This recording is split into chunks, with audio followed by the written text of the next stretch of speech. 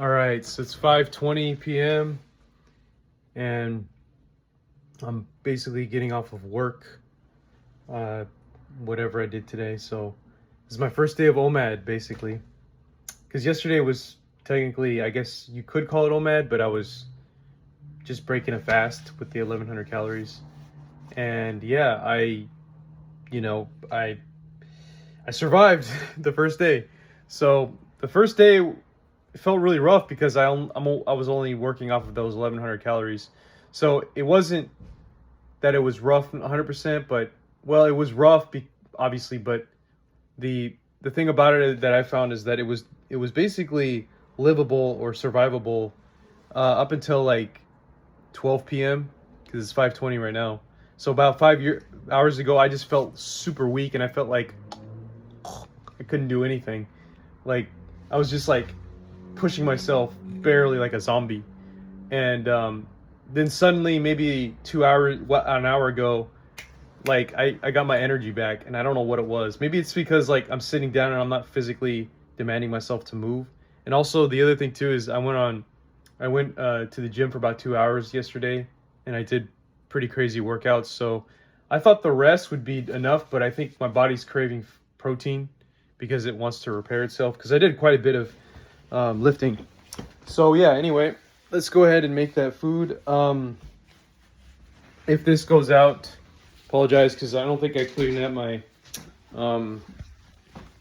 my cache or my memory or whatever, because my memory is like it's kind of limited. I don't know, like right now, sometimes it just stops out of nowhere because I have too much shit in there and I have to like delete stuff. So I actually deleted quite a bit of videos the other day, but I feel like I still have to go back and do some stuff. So actually, let me take care of that. Well, I'm not going to take care of it until this goes out. Just because I think I took care of it yesterday. I'm trying to remember.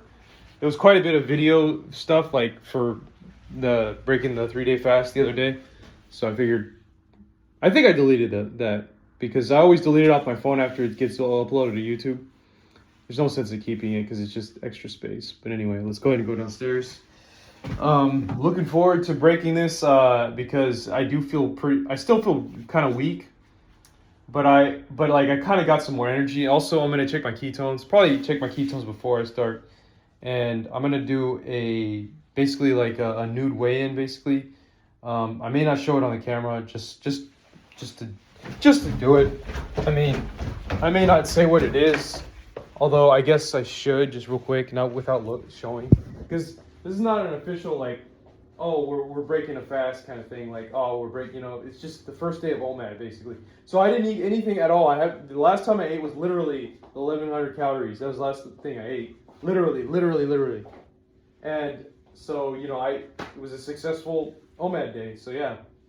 But I did drink quite a bit of electrolytes and stuff like that. So I'm probably a little heavier, which is not a bad, it's no big deal. But yeah, I'm planning on making the mushroom pizza, and I'm showing you the entire process, me, washing dishes and stuff, just to show a realistic view, I guess. But yeah, I mean, this over here, just to have something interesting. I guess, I don't know if it's interesting. I'm just going to do a weigh-in just for myself, not really showing anything. Yeah. This is like a day of my life, I guess. But yeah, I find it interesting. We're going to have a lot of people come over from different trust offices.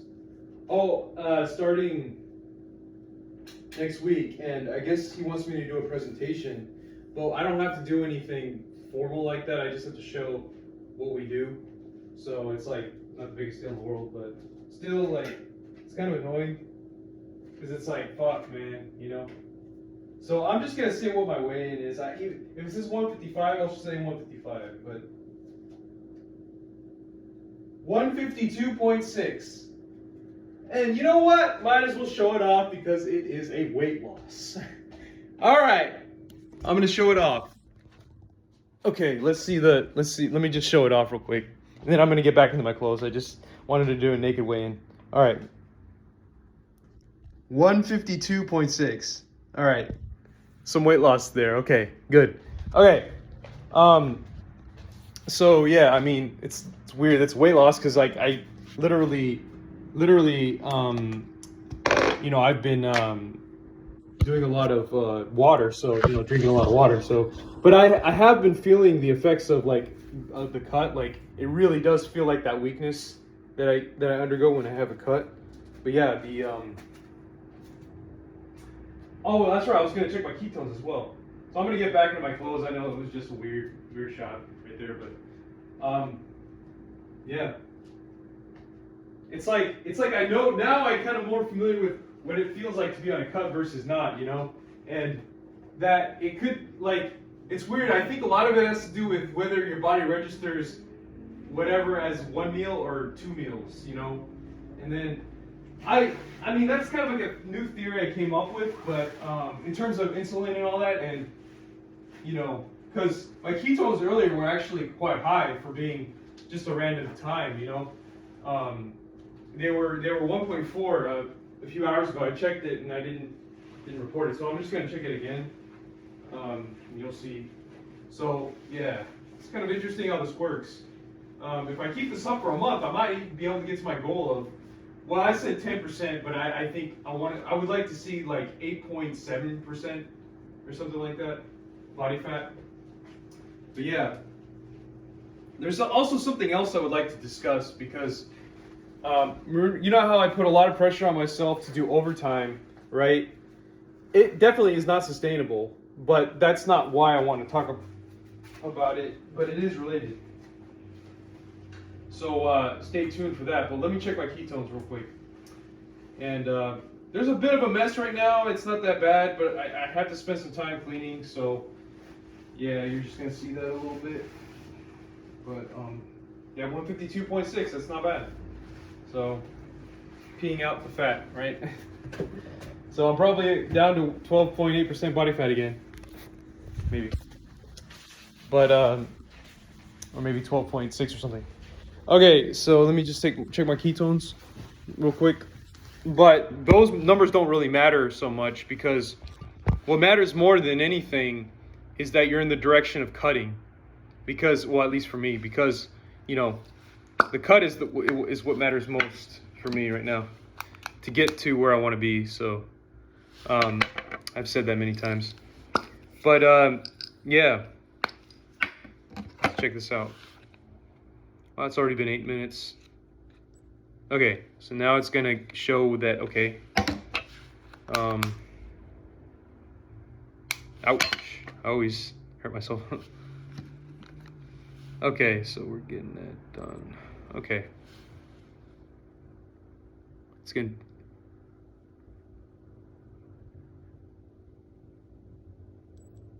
$1.6.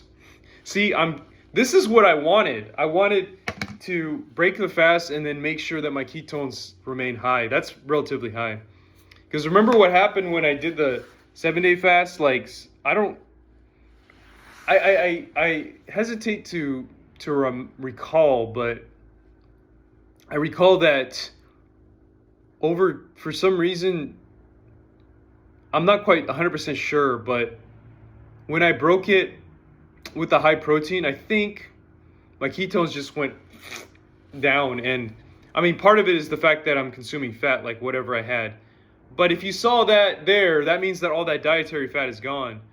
So maybe in a way, it's like better to break your fast or if you're looking to have the ketones there for a long, for a sustained period, it's better to break your fast with fats. But as I've said, if you're doing a long-term fast, you're probably going to gain weight by doing that instantaneously because your fat cells are extremely sensitive. That's the theory. But obviously, if you do a 3-day fast or something, it's not long enough to where that would happen. So I think the golden time for fasting is 72-hour fast, because if you go further than that, you're then risking that effect happening, and it's happened to me. And now you could say, well, it's the refeed, it's the 6,000, it's the 3,000 calories you did, or the whatever that you just kind of let yourself go. There's some, because when I did my first 7-day fast, I went up 16, 17 pounds or something. Yeah, there's some truth to that. But there was also instantaneous weight gain. There was it happened within 2 or 3 days, which I don't think it has anything to do with how many calories, well, it obviously has to do with the calories you were taking in. But I think it had more to do with, because I was probably exercising. I think I was exercising too. It had more to do with the sensitivity of the fat cells and all that. I don't know why that is, but I think Thomas has discussed it. Thomas DeLauer has discussed it, and a few others. I'm not sure in the nutrition space, but that's just how I understand it. And so for breaking the 7-day fast, I did exactly what I needed. And so my ketones obviously were going to go down significantly, because the first thing I did was I took nearly 400 grams of protein. So that wasn't going to be used. I mean, yesterday, I think I might have had, 150 grams of protein, if that. I had more fat, And so I think I'm still stimulating the ketosis because of, obviously lower insulin and stuff like that. But if I'm being honest, I still underwent fat loss, probably without the ketosis. Because remember, I went from 12.8 to 12.1% body fat within that refeed, because I did take my my DEXA about a week later or so. So anyway, enough of that. Let me go ahead and clean up. But yeah, a lot of the times it's like, you don't really need to have a high ketone reading. It's just that if that is your diet is high fat, you better have those high ketone readings. You know what I mean? On average, in order for you to cut, you better see that. But if you have a low fat diet, ketones don't really even matter too much.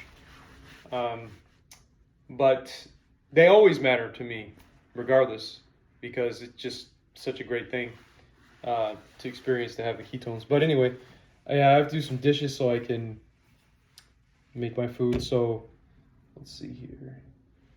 And it's not just that, I gotta clean up a little, some surfaces. So yeah, I'm gonna,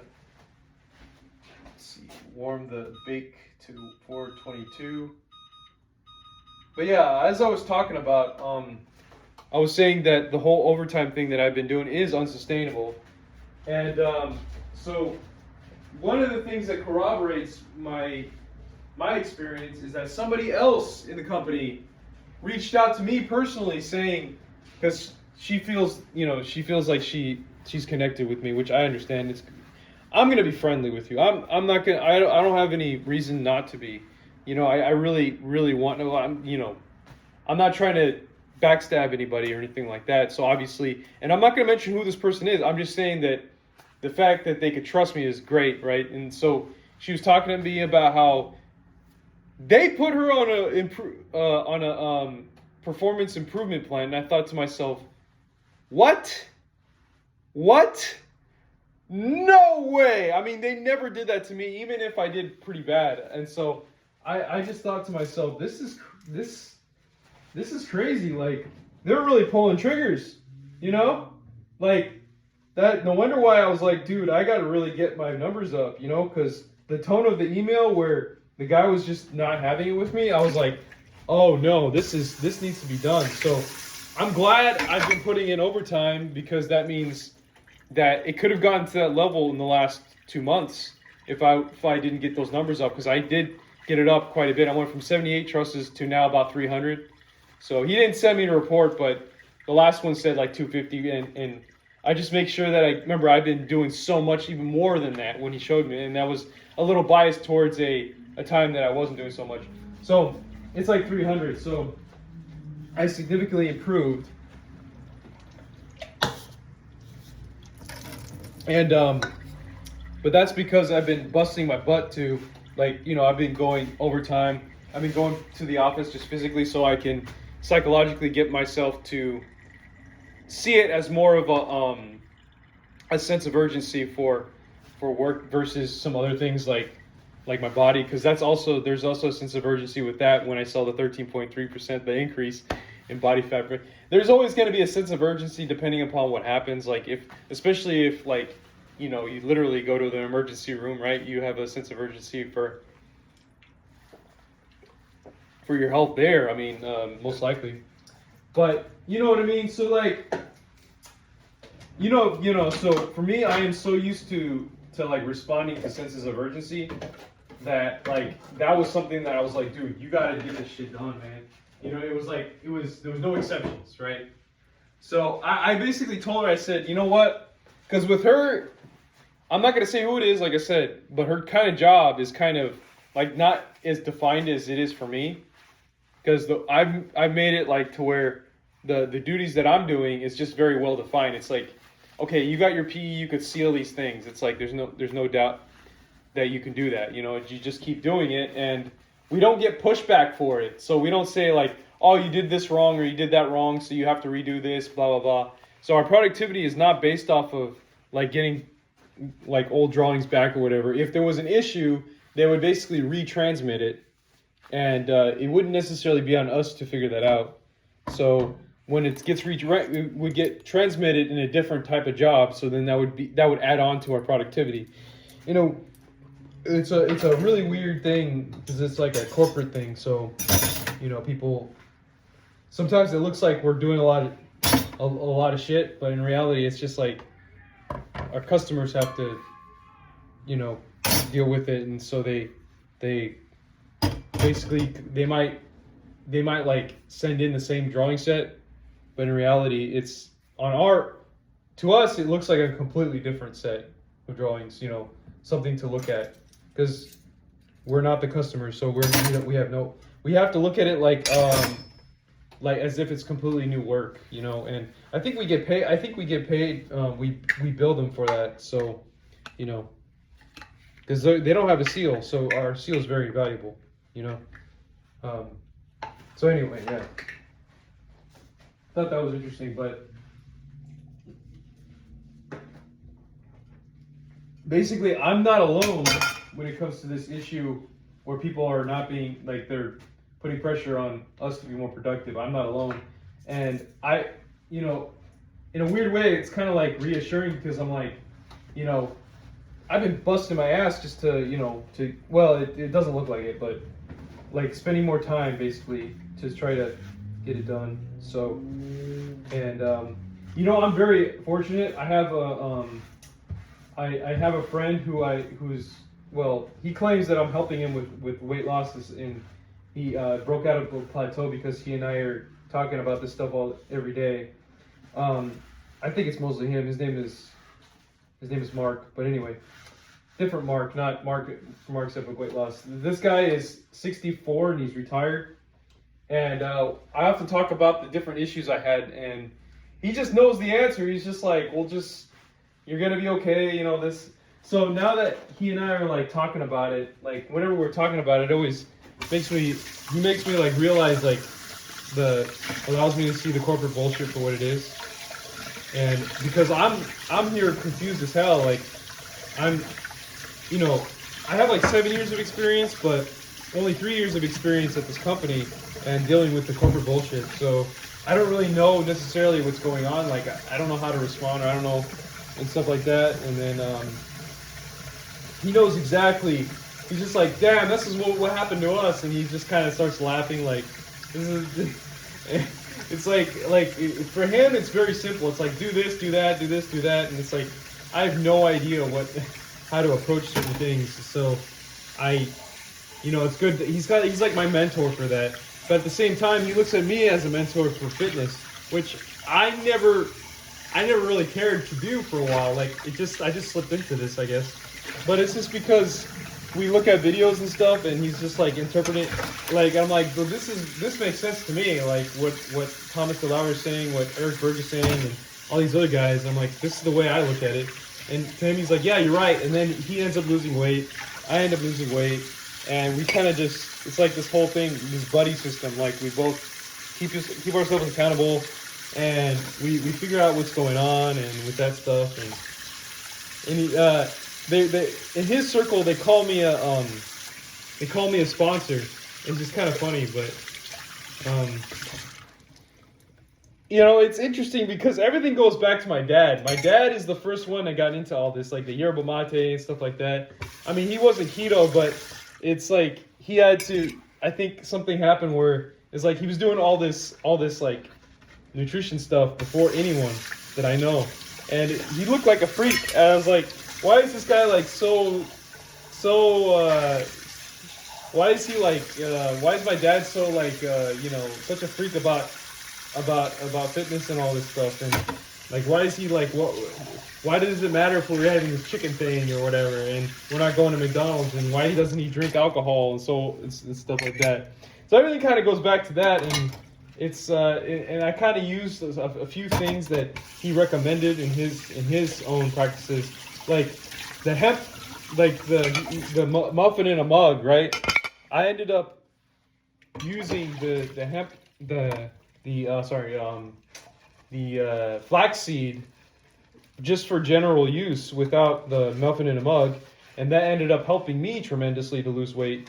So it's like everything started with him, and then obviously the yerba mate, like I didn't know he was drinking that like all the time, and so like I kind of had like early influences to help me go into the good direction of nutrition and figure it out without having to like see doctors and stuff. I had that early influence, and I think a lot of it is because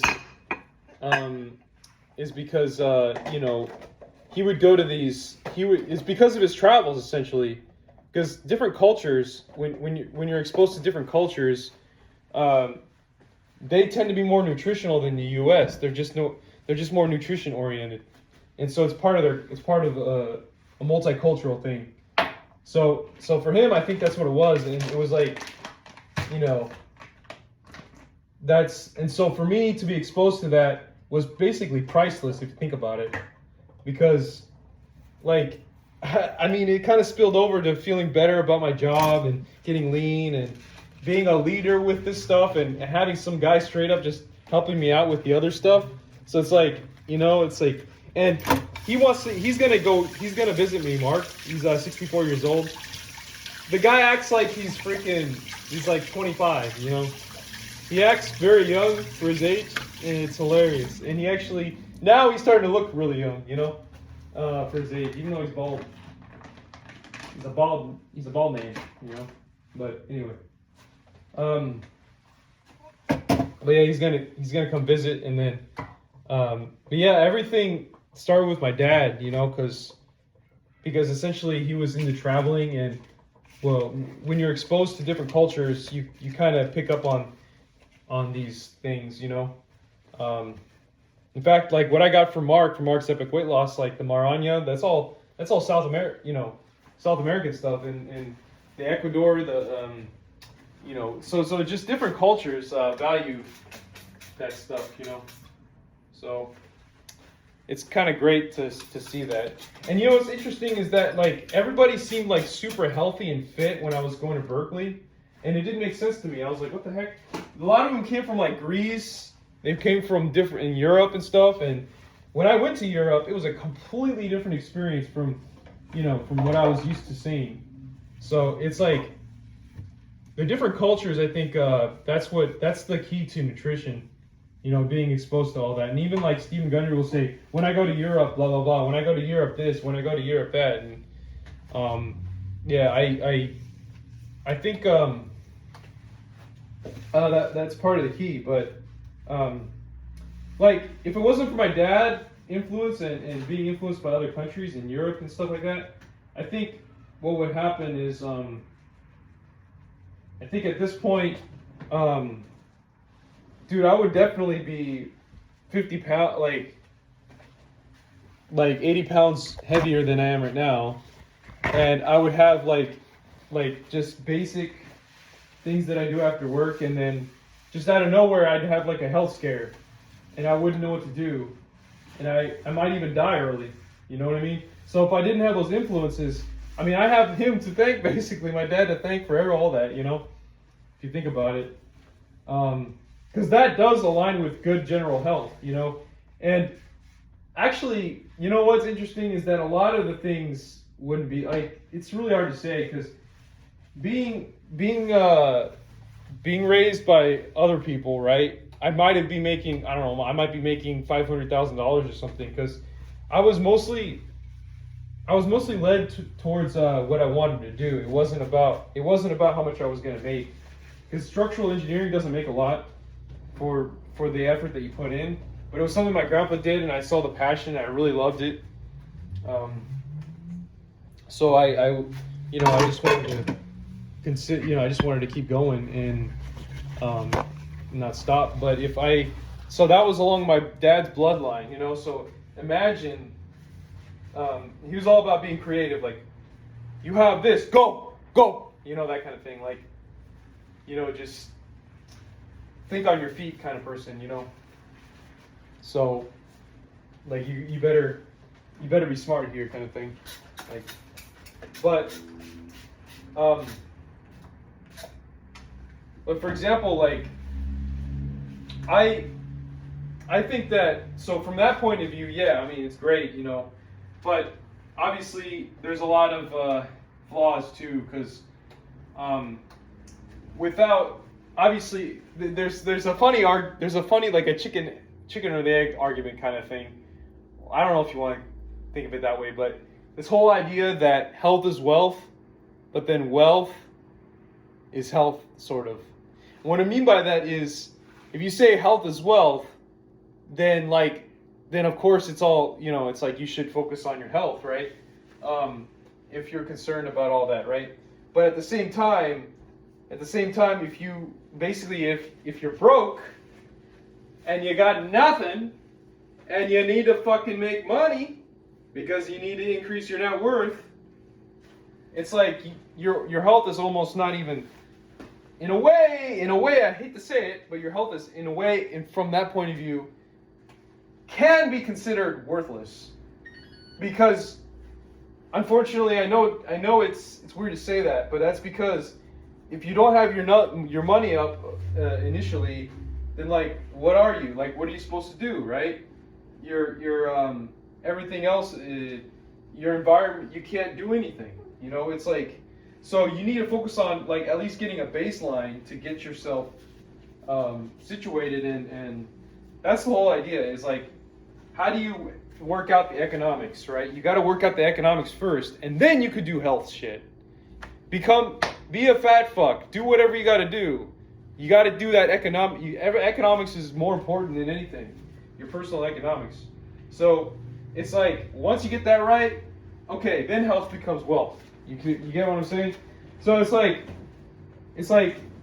that's why I always argue that he was like, my dad was like raised like a rich person, like a rich kid. So, because he didn't, Now I know you could say, okay, yeah, maybe I was too. I'm not going to deny that, but like, and maybe I just felt like I was poor my whole life because whatever the case might be. But I didn't feel that way. I felt like I was poor. Like, here's this soup, and then you're getting the soup, and he's force feeding you toilet paper and shit, and that's what he did to me. And like, as soon as you try to think in terms of like, let's get some abundance or let's get some stuff, it would be like, you push you down, So we just felt poor all the time, and I guess it was more of a feeling than an actual thing, because like, I could have gotten a job more, like when I was 12 or something, got to work for a minute or something like that. Because I did get offered a few jobs when I was younger, But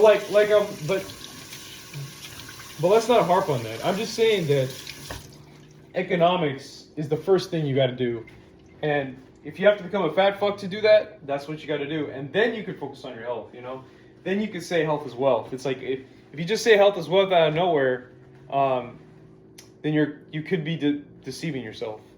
But anyway, so yeah, that's kind of where we were, and then I got fat, right, because I was trying to get my economic situation right. But then when it was high time to say, hey, I'm basking in some 100K a year kind of thing, it's like, okay, let's get this done now. No more alcohol. Just lock in. It's like, oh, okay, cool. Let's get the shit done. So yeah.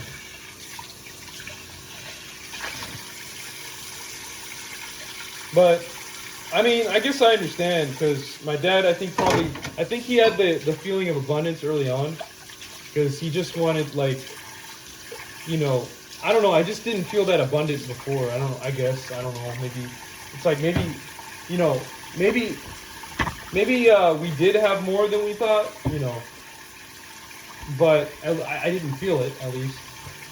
You know, and I guess we were spoiled to some extent, but I didn't feel it. I feel it now. You know, but and that's because it took so much effort and stuff like that for me to get situated. Like I got a renovated house and whatever, and then the, you know, 50K, or it's well invested and everything looks nice. I like the way it is, and I only pay $500 a month on mortgage. You know, I might have accidentally mentioned that I don't pay mortgage. What I meant by that is I only pay $500 a month on mortgage, and I have a paid off car and stuff. It's just like everything, like the economics is just like perfect. It's just, you know, I mean, right now, I mean, obviously you got the rat and stuff like that, but like things are working out. You know, it's not like you're, you know, it's not like you're gonna die tomorrow and all of these things, or get put in the street. You know. I remember my dad did talk about. He said he was categorized as being homeless for a while, and so like I think he himself felt like he was, yeah, at certain times like he was not economically in the best position too. So I mean I understand that, but still like he was during those times I don't think he was as healthy actually. So maybe what happened was maybe like getting rent from the place that he's got now and all that made him feel like a king. So he's like, hey, maybe I can focus on health now, just like me, you know, just like what happened to me, you know. So it's almost like a luxury in a way, but it's still there's still an argument you can make, regardless of whether that is true, that health is fucking wealth. I mean, you can't deny that. It's, you know, you could start looking at the economics and saying, is the health more worth it, or is this other thing more worth it? But at the end of the day, in the long term, health is wealth. So, you know, go get it. So that's why I started focusing probably more on it. I was like, this makes more sense. But yeah.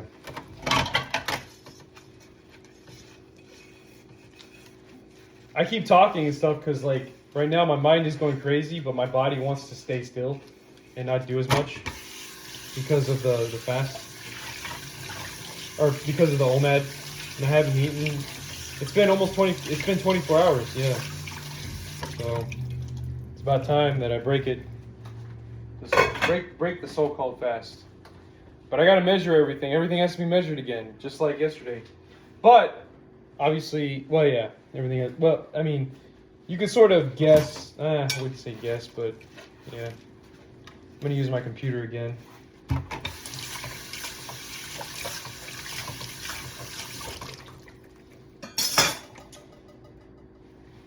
So, let's see here.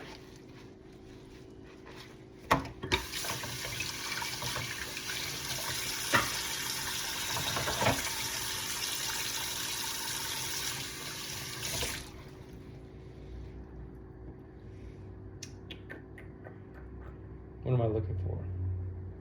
Oh, might as well use the cheese grater. So I want to grate some of the Pecorino Romano and the Gouda cheese, or the, not Gouda, but the Switzerland cheese, whatever it is. Gruyere. All right, so I gotta get prepared to put everything in there. I hope this doesn't stop recording because it's important.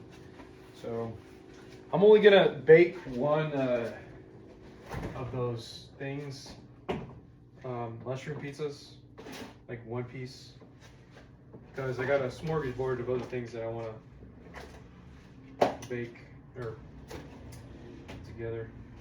I got the cod from last time. I think I'm gonna make that as well, maybe half of it, I don't know. So I got my chicken.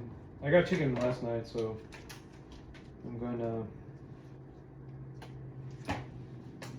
show you here. So I got the chicken, the pasture raised chicken. So yeah, it's a little cleaner, thank God.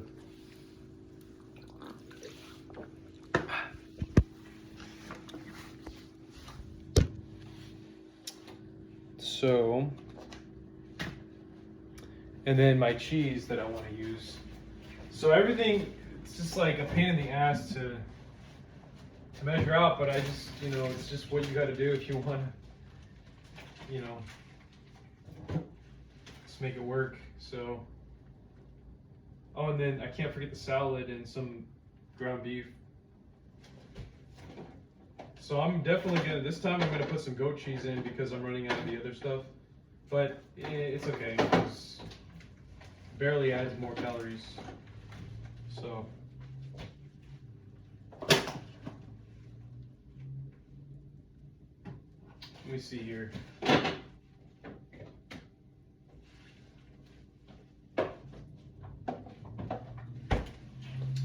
So yeah, I'm gonna get that salad.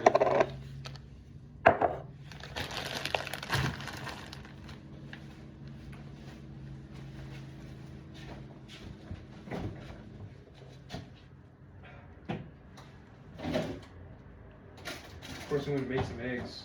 Can't live without the. Okay.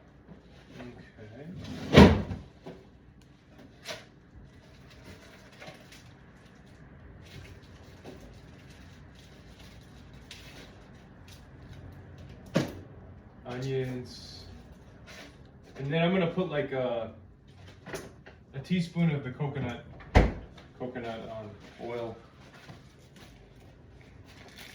I'm gonna mix some oils together. So.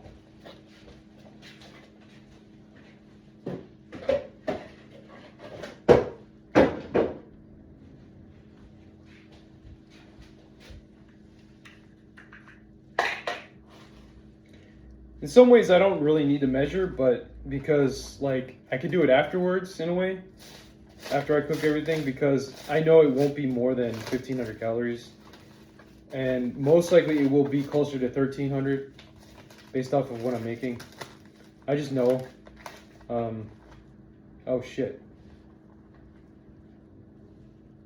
Already broke this apart.